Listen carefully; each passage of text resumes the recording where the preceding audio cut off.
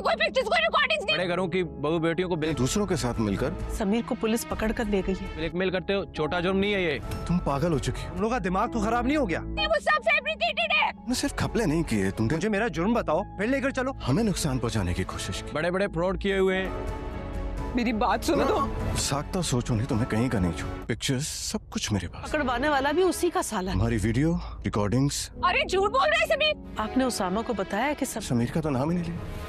अगले एपिसोड में आप देखने वाले हैं कि दनियाल से मिलकर उसामा माहम और समीर के बारे में उसे सारे सबूत दिखाने वाला है, उसे सारी वीडियोस भी दिखाने वाला है और दनियाल को ये भी बताने वाला है कि माहम ना सिर्फ बिजनेस में घपले कर रही थी बल्कि उसने पूरी कोशिश की कि मिनाल और उसका घर टूटे। दनियाल को तो समीर की बातों पर यकीन ही नहीं आता अगर वो सारी वीडियोज़ और पिक्चर्स वगैरह ना देखता। वो घर पर वापस आकर मिनाल को कन्फ्रंट करने की कोशिश करेगा तो शुरू में मिनाल मुकर जाएगी, लेकिन हड़बड़ाहट में उसके मुंह से समीर का नाम निकलने वाला है और कुछ ऐसी बातें निकलने वाली हैं जिससे दनियाल को बिल्कुल क्लियर हो जाएगा कि माहम ही झूठी है। अपना झूठ पकड़े जाने के बाद माहम इस तरह के ड्रामे करेगी कि उसने जो कुछ भी किया अपने बेटे के लिए किया, अपने बेटे का फ्यूचर सिक्योर करने के लिए किया, क्योंकि रिमशा का भी बच्चा हो गया था और दनियाल किसी वक्त भी उसको छोड़ सकता था। उसने जो कुछ भी किया अपने बच्चे के लिए किया, लेकिन ये जस्टिफिकेशन काफ़ी नहीं होगी। दनियाल इस चीज़ को बिल्कुल भी नहीं मानने वाला